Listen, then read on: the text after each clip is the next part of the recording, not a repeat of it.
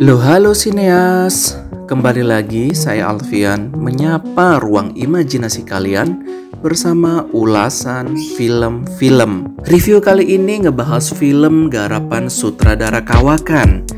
Ya, salah satu sutradara favorit saya deh kalau di luar negeri.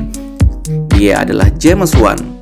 Kalian pasti tahu kan James Wan yang pernah tenar dengan film-filmnya seperti The Conjuring, Insidious, Saw, Annabelle, The Nun, sampai Aquaman. Kali ini produser dan juga sutradara kelahiran negara sebelah kita nih, Malaysia, muncul lagi dengan karya fenomenalnya yakni Malignant.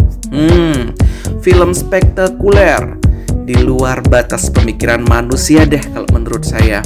Keren abis dah nih film, karena karakter utama di Malignant ini mengingatkan saya pada Didi Ninitowo. Namun kali ini versi James Wan tentunya. Kita tahu kan Didi Ninitowo, penari kebanggaan Indonesia yang go internasional ini terkenal dengan tarian dua muka. Eits, tapi Malignant bukan film tentang penari loh ya. Penasaran? Yuk cus lah, terus pantengin channel Alfian Rahman.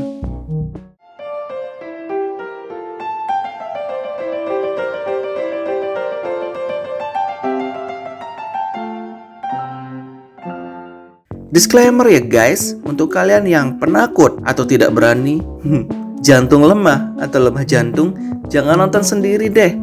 Apalagi berduaan di tempat gelap-gelapan. Tambah horor nih nanti. Jangan lupa subscribe, like, dan komen ya guys. Kisah dimulai tahun 1993 di sebuah rumah sakit penelitian. Dr. Florence sedang menjelaskan mengenai pasien bernama Gabriel yang bersikap kasar, brutal, dan tidak terkendali. Kekuatannya ini sudah di atas rata-rata manusia. Ulek kali. Salah satu cara meredamnya adalah dengan ditembak obat bius. Gabriel ini didiagnosa memiliki kanker dan harus melakukan operasi pengangkatan kanker. Sebelum dioperasi, Gabriel cepat berbicara melalui sambungan radio. Dia punya kekuatan yang di luar batas manusia juga sih, dan mengatakan atau mengancam kalau dia akan menghabisi mereka semua. Dalam artian di sini semua dokter yang merawatnya. Next, lanjut. Setelah itu kita dibawa ke scene di masa saat ini. Kita diperkenalkan dengan Madison dan suaminya yang bernama Derek. Pasutri ini kelahi karena Derek gak suka melihat Madison yang terus keguguran saat mulai hamil anaknya. Akhirnya singkat kata Derek ini marah, emosi, dan gak sengaja tuh benturin kepala istrinya sampai bocor ke tembok. Next, lanjut ya. Horor dimulai saat malam hari setelah pertikaian pasutri tersebut. Derek terbangun karena mendengar bunyi suara. Kemudian terdengar lagi suara TV berbunyi kencang sekali. Betapa kagetnya dia setelah melihat ada seseorang yang tidak dikenal masuk ke rumahnya dan menonton TV di kegelapan. Setelah dinyalakan lampu, orang itu pun sudah lenyap. Kursi Derek pun dihabisi oleh sosok gaib yang berdiri di belakangnya. Mencekam banget. Lalu tiba-tiba Madison terbangun dari tidurnya. Kepalanya masih bocor tuh. Dia pun turun ke bawah untuk melihat atau mengecek suara jeritan tersebut. Ternyata dia pun sangat histeris saat melihat suaminya tewas dengan cara yang mengenaskan. Tak hanya si Derek, ternyata bayangan gaib itu juga mengejar Madison hingga membuatnya pingsan, terpental karena tak kuat melawan si makhluk gaib tersebut. Setelah itu guys, kita melihat polisi yang sudah banyak di lokasi kejadian. Lanjut cerita, Madison memiliki adik tiri bernama Sydney yang setia menemani Madison. Madison kemudian menceritakan pengalaman yang didapat semalam. Dia menyaksikan secara jelas tuh makhluk jadi-jadian menghabisi suaminya, dan dia juga akhir-akhir ini melihat makhluk jadi-jadian yang sama membunuh orang-orang yang ternyata setelah diselidiki mereka adalah dokter yang menangani pasien Gabriel 30 tahun silam. Ancaman Gabriel terbukti juga ya. Apakah ini benar-benar Gabriel atau makhluk jadi-jadian? Lanjut aja. Karena Madison sering menyebut-nyebut nama Gabriel, akhirnya ibu angkat Madison atau ibu kandungnya si Sydney memutarkan videonya waktu kecil. Di situ terlihat bahwa Madison sangat sering ngobrol-ngobrol atau ngomong-ngomong sendiri. Kalau orang awam sih melihatnya kayak si Madison ini kayak ngomong dengan makhluk tak kasat mata yang membuat ibu angkatnya merasa aneh dan menganggap Madison kesurupan atau memiliki kepribadian ganda. Next, singkat cerita, polisi terus menyelidiki kasus tersebut dengan menemukan dugaan bukti-bukti bahwa Gabriel itu hanyalah khayalan Madison, dan polisi menganggap yang membunuh dokter-dokter itu adalah Madison sendiri. Dugaan itu diperkuat saat polisi datang ke rumah dan menemukan seorang wanita yang jatuh dari loteng atau balkon rumah Madison. Wanita tersebut sudah disekap oleh makhluk jadi-jadian itu selama berhari-hari di atas loteng atau balkon rumah tersebut.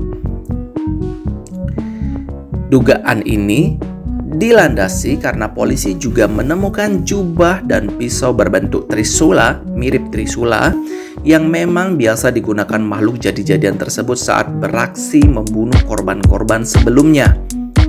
Dari sinilah akhirnya polisi menangkap Madison sebagai tersangka utama pembunuhan 3 dokter dan juga suaminya sendiri. Namun saat diinterogasi, Madison kekeh tidak mengakui hal tersebut. Dia tetap ngotot bahwa yang brutal dan membunuh adalah Gabriel, bukan dirinya, karena dia pun menyaksikannya langsung dari mata batinnya. Begitulah kesaksian yang diungkapkan oleh Madison kepada para polisi dan detektif. Namun, detektif Regina, di sini kepala detektifnya bernama Regina, gak percaya dan mengira cerita Madison hanyalah bualan fiktif belaka. Guys, tiba-tiba dalam situasi tersebut mendadak mati lampu di film ya, di film. Dan telepon pun berbunyi. Dan kagetnya lagi, yang nelpon adalah beneran Gabriel yang mengaku bahwa dia membunuh, bukan Madison. Tambah rumit ya. Jadi Gabriel ini siapa? Gabriel ini. Tapi tetap saja polisi tidak membebaskan Madison. Di sisi lain, adik tiri Madison, tadi si bernama Sydney, ini tidak tinggal diam saja melihat kakaknya atau mbaknya dimasukkan ke dalam bui. Dia mencoba mencari bukti lain yang membuktikan bahwa kakaknya ini tidak bersalah. Dia pergi ke rumah sakit yang dulu menangani Madison untuk mencari kebenaran dan bukti lain yang menyangkut Madison dan juga Gabriel yang sering disebut oleh kakaknya ini. Singkat cerita, akhirnya dia berhasil menemukan rumah sakit tersebut dan berhasil juga menemukan dokumen dan kaset video tentang pasien bernama Gabriel. Sydney pun membawanya pulang dan memutarnya di rumah. Mulai kelihatan nih titik terangnya. Dari rekaman tersebut, ternyata diketahui bahwa ibu Madison belum meninggal dan yang menyerahkan anaknya. Dan dalam video tersebut, ibu Madison ini menyerahkan anaknya yang bernama Emily. Emily ini merupakan nama kecil dari Madison atau nama asli dari Madison, ke dokter karena memiliki kelainan. Oh ya guys, sebelumnya cewek yang diikat di loteng tersebut ternyata ibu kandung dari Emily alias Madison. Lanjut ya ke pembahasan videonya tadi. Nah, di sini yang membuat kita tercengang, sangat aneh. Jai. Ternyata Gabriel yang kita omongin dari awal tadi adalah sosok saudara kembar siamnya si Emily atau Madison. Ngeri guys. Lihat langsung dah tuh. Tapi pertumbuhan Gabriel ini tidak sempurna. dan malah terlihat seperti parasit hidup di tubuh Madison kecil.